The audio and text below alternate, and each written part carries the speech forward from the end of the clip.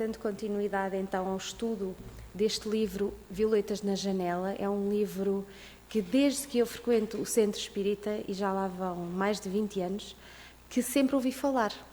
Sempre ouvi falar neste livro, porque ele foi escrito e foi transmitido pela nossa Patrícia de uma forma tão clara, tão objetiva, tão simples, que todos nós ficamos com uma ideia, parece que vai passando na nossa tela mental, à medida que vamos acompanhando a descrição que o irmão Pedro fez, ficamos com a sensação que estamos a ver passar aquilo tudo na nossa frente. E então acho que é um trabalho belíssimo para nós, encarnados, que ainda tantas dúvidas nos traz o desencarne, se existe vida, como será essa vida após a morte.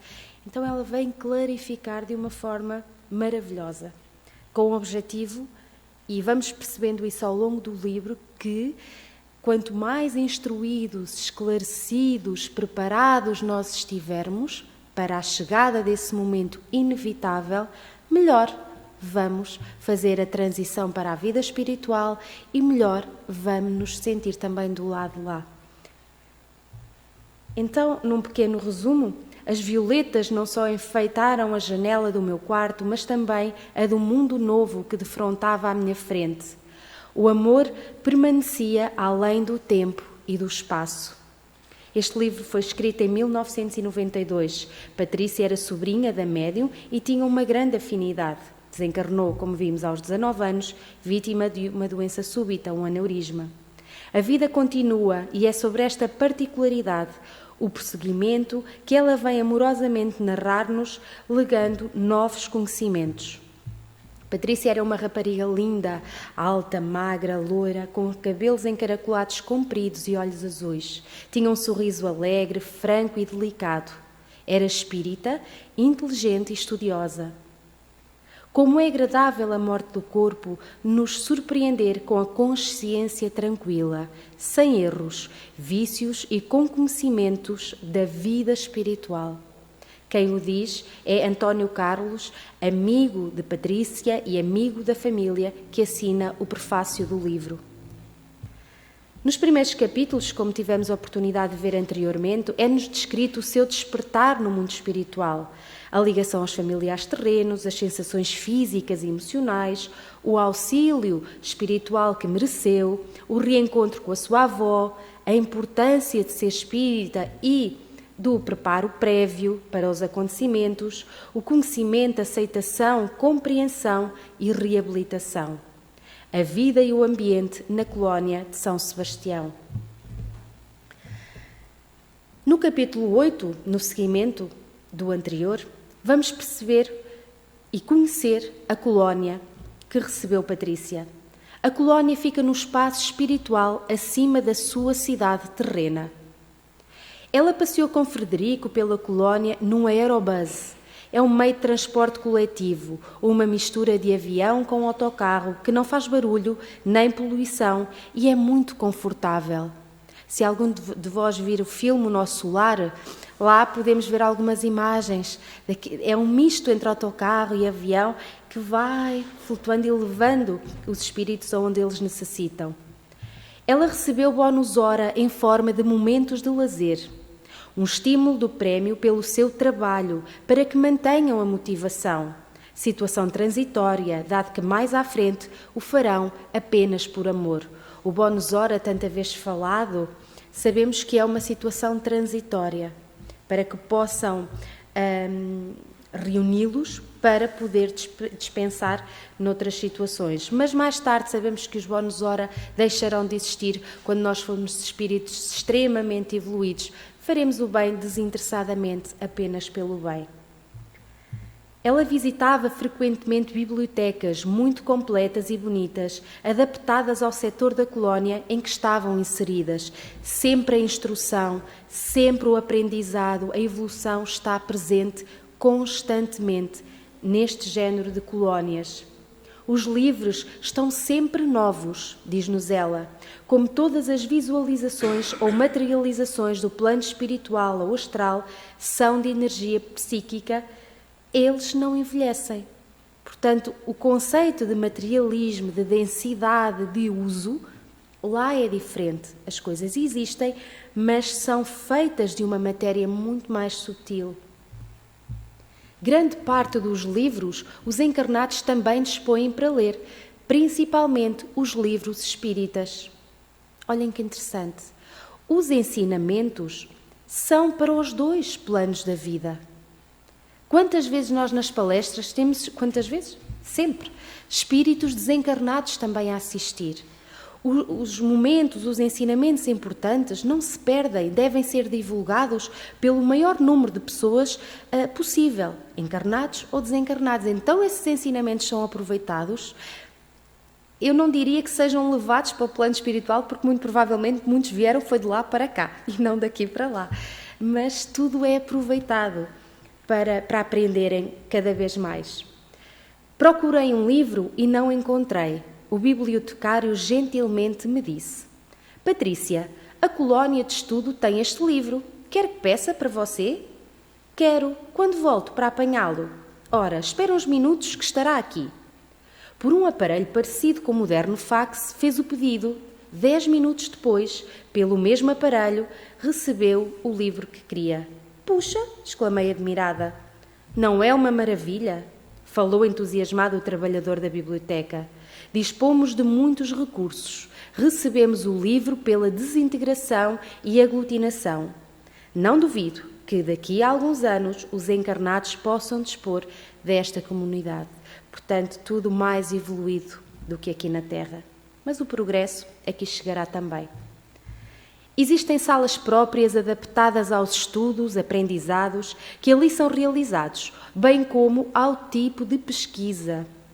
Os livros podem ser transmitidos em tela televisiva. Os aparelhos podem ser movidos e adaptados ao número de assistentes, bem como o tamanho das salas. Tudo é flexível, maleável. Se tivermos em consideração que a mente dos espíritos que ali habitam, dos espíritos que dirigem aqueles trabalhos, são o potenciador do que querem realizar, por aí nós temos uma ideia das coisas maravilhosas que são possíveis para bem dos habitantes da colónia. Também existem salas de distração, com desenhos animados, jogos e filmes, mas sem ser permitido o vício. Estes, aliás, são todos combatidos. Nós não deixamos facilmente, instantaneamente, não nos desapegamos imediatamente dos nossos gostos, dos nossos hábitos terrenos. É necessário fazer uma transição progressiva e a espiritualidade sabe disso. No capítulo 9, vamos falar sobre volitar. Tinha sempre notícias de casa, dos familiares. Continuava recebendo muitas orações, estímulos, votos de alegria e para que me adaptasse logo à vida espiritual. Amigos escreviam, dando notícias minhas aos meus, pela psicografia, através da tia Vera. Alegrei-me quando Maurício disse: Menina Patrícia, escreva um bilhete à sua mãe que transmitirei à sua tia. Emocionada, fiz o bilhete, agradecendo pelo carinho, dizendo que estava bem e mandando abraços. A ligação amorosa, saudável, foi possível. E jamais se perdeu. Comecei então sempre a escrever e um dos meus amigos transmitia à tia Vera. Estava tranquila. O desencarne para mim não fez grandes diferenças. Por nenhum momento senti-me separada dos meus. Entendi que não perdi a individualidade. Continuava a mesma. Meu amor pela família era o de sempre. Não podemos separar a nossa vida. Ela é um todo. Estar encarnada ou desencarnada são fases. Recebia muito, compreendi também que somos herança de nós mesmos. A reação é conforme a ação. A vida é sempre a mesma. Temos várias fases, ora lá, ora cá. A avó chamou-a para lhe explicar e ensinar a volitar. Esvoaçar, volatear, locomover-se pelo ar, pelo ato da sua própria vontade. Recebendo orientações, Patrícia exercitou-se. Até aprenderes realmente, não te distraias, aconselhou a avó. Volitar é como aprender a andar quando se está encarnada, a pedalar uma bicicleta ou a nadar. Depois de aprenderes a dominar, fazes automaticamente, referiu a avó também. A transposição de paredes carece de conhecimento e preparação adequada. Por vezes já vimos imagens, já vimos descrições de espíritos que não caminham, tal e qual como nós encarnados, que se movem pela volitação. E por vezes também temos a informação que entram nos espaços, portanto, mas tudo isso carece de conhecimento, de preparo e, inevitavelmente, autorização do nosso Pai para que isso possa acontecer. Portanto, aprendi em poucas lições a volitar pela casa, pelo nosso jardim. Pensava em volitar, firmava o pensamento, subia metros do chão e ia para onde queria. Portanto, esse aprendizado foi gradual, pouco a pouco. Havia música agradável em todo o espaço da colónia. A avó levou-a a uma escola de volitação e inscreveu-a num curso com horários marcados. Tudo carece de estudo sério e aprendizado. Aprendeu rápido e em pouco tempo concluiu o curso e estava apta a volitar, depois de uma forma mais livre. O corpo perespiritual é mais denso, quanto mais a personalidade se confunde com o corpo animal. Desligando-se da aparência animal, ele está onde quer, pois se cosmifica. Quanto mais evoluídos nós formos, mais leves, menos densos nós nos tornamos. Volitar é privilégio de desencarnados. Infelizmente, ainda é só dos desencarnados, nós ainda não conseguimos. Certamente que encarnados volitam quando estão com os seus corpos físicos dormindo ou, portanto, neste caso, em desdobramento. Mas a sensação agradabilíssima é só para desencarnados que saibam. Muitas vezes durante o sono, as pessoas com mais sensibilidade poderão aperceber-se dessas viagens, dessas passagens, mas ainda de uma forma muito sutil, porque só no mundo espiritual e já adquirindo algum conhecimento é que o poderemos fazer. No capítulo 10, Patrícia nos apresenta aprendendo a nutrir-se, alimentação, outro tema extremamente interessante da vida espiritual, em que ela nos vem descrever a sua experiência. Então, Patrícia conheceu a amiga Ana, que vive e trabalha no Educandário, um departamento da colónia de São Sebastião. Este espaço é bem planejado, como já vimos todos os outros espaços da colónia, visando o bem-estar das crianças e jovens desencarnados, oferecendo-lhes alegria e aprendizado. É um espaço, então, dedicado às crianças e aos jovens que acabam de desencarnar. No Educandário ouve-se muita música, é um local bem alegre. A todos os visitantes é recomendada a alegria. Há muitos animais com os quais as crianças brincam, são bichinhos dóceis, como pássaros, gatos, cães, esquilos, etc. Muitas flores e parques com brinquedos de várias espécies para crianças, campos de jogos para os jovens.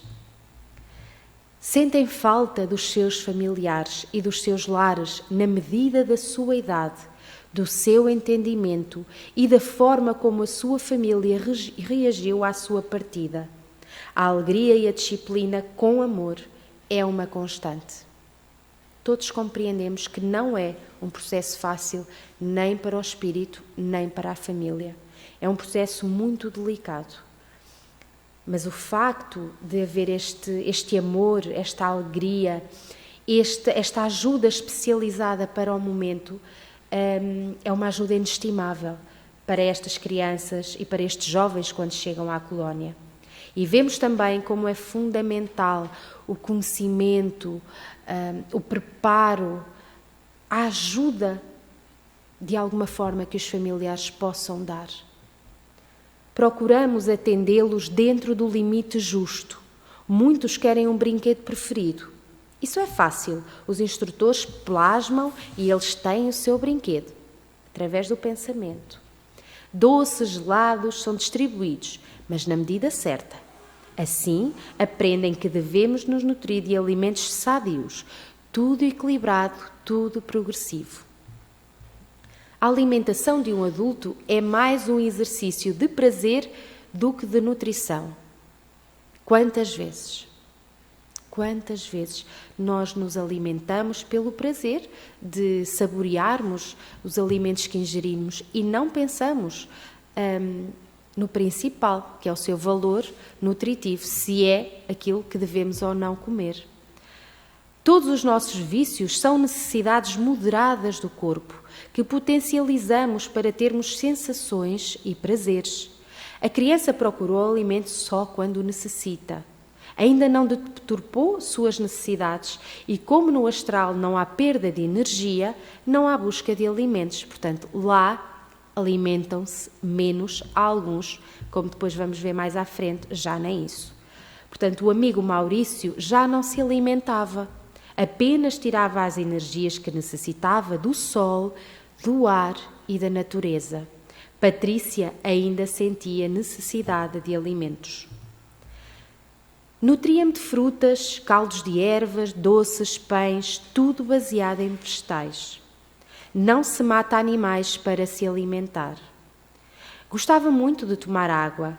A água é diferente, cristalina, fluidificante e energética. Normalmente os habitantes das colónias tomam sempre água.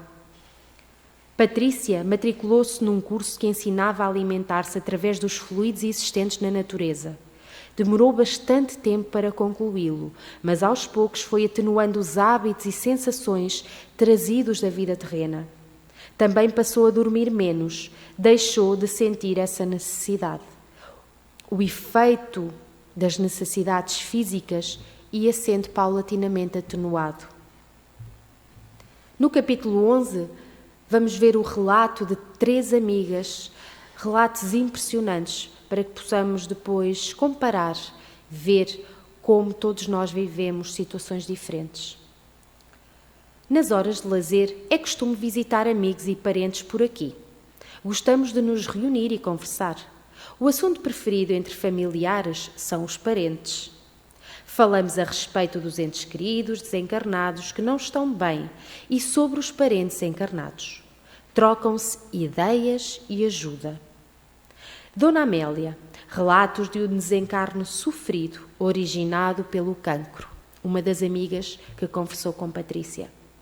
Teve uma vida viciosa e desregrada. Esquecendo que pude fazer o bem, não o fiz, diz-nos ela. Nem aprender quis. Para que saber?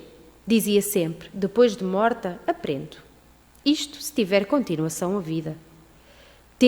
Continuei a existir, depois do meu corpo ter morrido, e continuei a sofrer pelos mesmos motivos. Até que, cansada, comecei a ver realmente os meus vícios. Mais humilde, clamei, pedi ajuda. Amigos e parentes levaram-me para o hospital de um posto de socorro, onde sarei e vim para a colónia. Agora, tendo a oportunidade, sou agradecida. Tento educar-me no trabalho útil e no estudo da boa moral. As descrições que fiz e que vou fazer são descrições bastante resumidas. Por favor, se tiverem a oportunidade, leiam um livro, porque realmente a descrição, nós revemo-nos em muita coisa do que é descrito neste livro. E isso é muito importante para nos aproximar da realidade, para nos ajudar a tomar consciência que ontem foram estes espíritos a passar por isso, mas amanhã podemos ser nós. Então, se nós contactarmos com esses exemplos, acredito que isso possa despertar em nós uma vontade de mudar, de não cometer os mesmos erros. Porque uma coisa é certa, nós vamos por lá passar, todos nós, e vamos perceber que quanto melhor preparados nós estivermos, menos será o nosso sofrimento e dos que deixamos. Desta vez Marina, a neta da Dona Amélia, que desencarnou com 21 anos. Desencarnei num acidente de carro. Socorristas, trabalhadores do bem, tentaram ajudar-me. Repeli-os. Para mim, eram loucos dizendo tontices, como que o meu corpo morreu. Foi um período difícil. Na minha casa foi um caos. Os meus pais intensificaram as brigas e acabaram por se separar. Um acusava o outro pelo meu desencarne. Sofri muito. Julguei estar louca por não conseguir entender o que se passava e por não aceitar a minha desencarnação. Com o meu lar desfeito, vaguei pelas ruas com muito medo. Cansada de sofrer, resolvi apelar a Deus. Entrei num templo e orei. Senti-me melhor e resolvi ficar ali. Entendi que religião faz falta, porque quando se é religioso, sente-se protegido. Quando se é realmente sincero e devoto na religião, os sofrimentos são compreendidos e a morte não aterroriza tanto. Finalmente, Isa, que desencarnou aos 16 anos, vítima de um tumor no cérebro. Seguia uma religião que equivocadamente me ensinou que com a morte adormecia para acordar no julgamento de toda a humanidade, no fim dos tempos. Senti um torpor com a morte do meu corpo, uma espécie de sono no qual achava que dormia, mas ao mesmo tempo via e ouvia tudo, embora sem muita clareza o que se passava ao meu redor. Após meu corpo ter sido enterrado, meus familiares foram embora. Chamei com fé. Meu Deus, ajuda-me! Socorristas me levaram para um posto de socorro, tentaram explicar e curar. A doença, o reflexo dela, ainda era forte em mim. Não me apavorei ao saber que o meu corpo morreu. Decepcionei-me por não ser como pensava, como acreditava. Entendi as explicações que gentilmente os benfeitores me transmitiam. Raciocinando as achei justas e lógicas, não temi mais e passei a dormir com mais tranquilidade. Amo os meus familiares, desejo-lhes bem, oro por eles, mas não gosto nem de ir visitá-los. Patrícia dizendo, Isa dizendo, sofri muito com a falta de compreensão deles. A morte é tão natural, não sei por que fazer dela uma tragédia. Demorei muito tempo internada no hospital. Tive depois que fazer um acompanhamento com orientadores, até me sentir segura. Amo a vida desencarnada, sinto-me tão bem no educandário, mas não foi fácil. Com estes testemunhos podemos refletir entre o desencarne tranquilo de Patrícia e o desencarne muito sofrido das 3 amigas. O conhecimento, a evolução, o preparo para a vida maior revelam-se determinantes, não só para o espírito que parte, mas para os entes queridos que ficam. Todos estes testemunhos deixaram Patrícia muito pensativa. No capítulo 12, vamos esclarecer sobre elucidações. Patrícia questionou Maurício: sofre-se ao desencarnar por não ter conhecimentos do plano espiritual? Maurício esclarece: nem todos sofrem por não terem conhecimentos espíritas ou do plano espiritual. Conhecimentos só facilitam a adaptação. Mas a falta destes conhecimentos, da crença da verdadeira continuação da vida após a morte do corpo, acarreta muita perturbação e até sofrimento ao desencarnado, e até mesmo para os encarnados que perderam o ente querido. Comigo foi tão diferente, esclareceu Patrícia. Você não é privilegiada. Aqui está por afinidade, é pura decoração, e não é por ter sido espírita. Os espíritas, normalmente, estão entre aqueles aos quais muito foi dado e a quem muito será pedido. Os que deram valor ao que receberam, terão em abundância. Se não fosse boa e sem erros, sua desencarnação não teria sido como foi. Se você, Patrícia, não fosse boa, poderia ter sido até uma dirigente do centro espírita que não viria como veio. Está aqui porque você fez por merecer. Você não sentiu o que Isa sentiu, porque o ambiente dos seus familiares é de compreensão. Todos buscam no seu lar o aperfeiçoamento que lhes dá condições de não se perturbar e assim ajudar você. A evolução, o aprendizado deve ser feito em família e não de forma individual.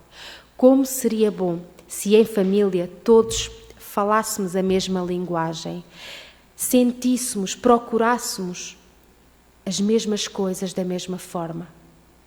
Seria tão bom.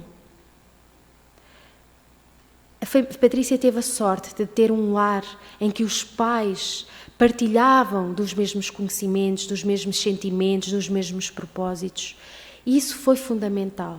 A nós pais, a nós educadores que recebemos os nossos filhos no nosso lar, olhem a nossa obrigação, o nosso compromisso de os ensinar, de criar um ambiente propício, esclarecedor, porque nós nunca sabemos quando é a hora, a deles e a nossa. Então, desde pequeninos, desde sempre, se eles tiverem esse acompanhamento, essa estrutura, não vai custar tanto. Custa sempre, mas não vai custar tanto. Vamos compreender de outra forma do que sermos nós, isoladamente, a viver, a aprender, a conhecer, mas de uma forma recatada, isolada. É muito mais difícil. Patrícia queria trabalhar, ser útil.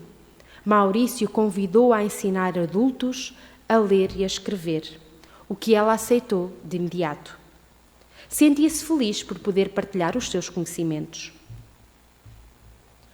Finalmente, no capítulo 13, Patrícia, na escola, a ensinar. A colónia São Sebastião é linda e o seu objetivo principal é instruir.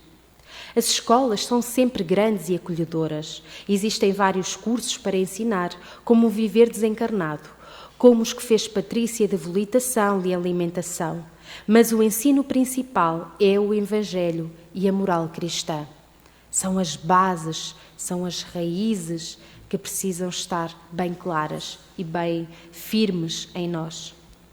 A escola é cercada com muitas árvores, flores e recantos agradáveis, com bancos, onde alunos revêem a matéria, estudam, trocam ideias e conversam animados.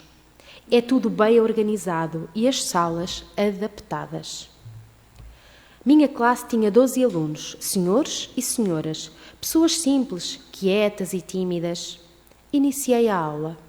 Normalmente tinha que repetir as explicações, corrigir o caderno por caderno. Eles não desanimavam, queriam aprender. Eu, com paciência, ensinava prazerosamente. Acostumamo-nos logo uns com os outros. Patrícia conheceu Lenita, sua colega de escola. Descreve-a como muito bonita e esclarece. Falando em beleza, os moradores da colónia são, na maioria, bonitos. Acho que é por 2 motivos. Primeiro, passamos a vê-los como irmãos queridos. Segundo, porque os moradores são de paz, estão-se a equilibrar, tentando harmonizar-se. As pessoas assim, lindas interiormente, são agradáveis, portanto bonitas, acrescento eu, também por fora. O trabalho da escola fascinava-me, dediquei-me tanto que estava conseguindo ótimos resultados. A dona Dirce estava contente comigo e Maurício não pôde deixar de sentir orgulho quando ela me elogiou a ele. Depois estava trabalhando, ganhando meus bónus-hora. Receber meu primeiro bónus-hora foi super agradável. Agora não iria depender mais da avó nem dos amigos para ir ao teatro, ir à sala dos computadores, os lugares que ela gostava de ir. Alegrei-me tanto em recebê-lo que fiquei orgulhosa. Foi como receber encarnada o meu primeiro ordenado. A sensação de autossuficiência é agradável. Não ser um peso, ser útil, poder colaborar é o máximo. Portanto, Patrícia já tinha nela esta vontade de ir mais além, de ser útil, de aprender, já estava desperta para a necessidade evolutiva do seu espírito. Tudo o que narro poderá parecer a muitos ficção. Mas o que é a morte, senão uma nova etapa da vida? Muito obrigada a todos pela vossa atenção.